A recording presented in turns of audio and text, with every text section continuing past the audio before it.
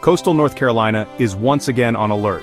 The National Weather Service has issued an updated coastal flood advisory for parts of southern Craven and Pamlico County, warning residents about possible inundation in low-lying areas.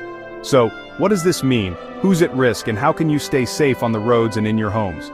Stick with us for a full breakdown, plus life-saving tips you'll want to remember.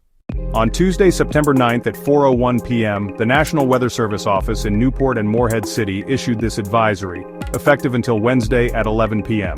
That means for the next 24 hours, residents in coastal and tidal areas need to be especially cautious.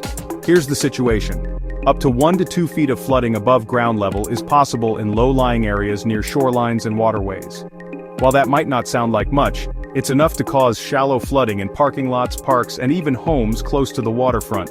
Roads may close unexpectedly, and property damage is considered a low but real threat.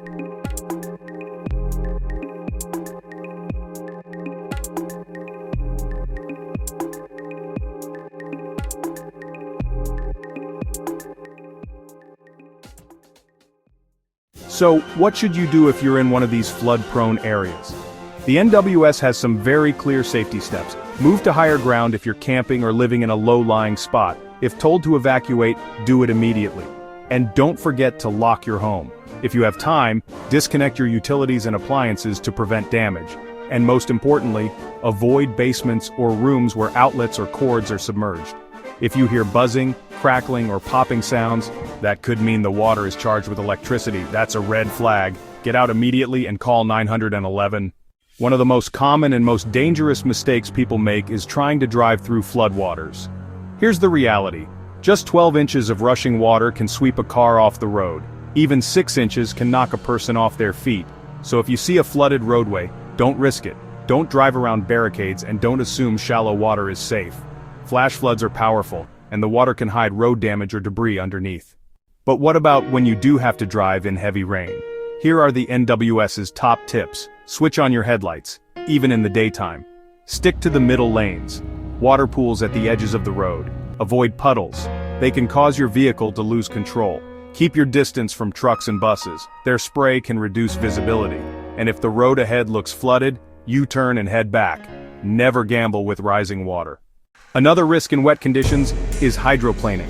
That's when your car slides uncontrollably across the road because your tires lose contact with the pavement. It happens when water builds up faster than your tires can push it away. Suddenly you're skimming across a thin layer of water, and that means zero traction. The main causes? Speed, water depth, and worn tire treads. Even a shallow layer of water can make you hydroplane if your tires are bald or you're driving too fast. If your car does hydroplane, here's how to regain control. Ease off the accelerator. Steer gently into the skid. This helps your tires realign. Wait until your tires reconnect with the road. Brake gently if needed. And remember, modern cars with anti-lock brakes handle differently than older models, so brake normally with ABS, and gently pump the brakes if you're driving an older car. So, if you're in southern Craven or Pamlico County, take this advisory seriously. Stay off flooded roads, protect your property if you can, and most importantly, protect yourself and your family. We'll keep following this story as conditions develop.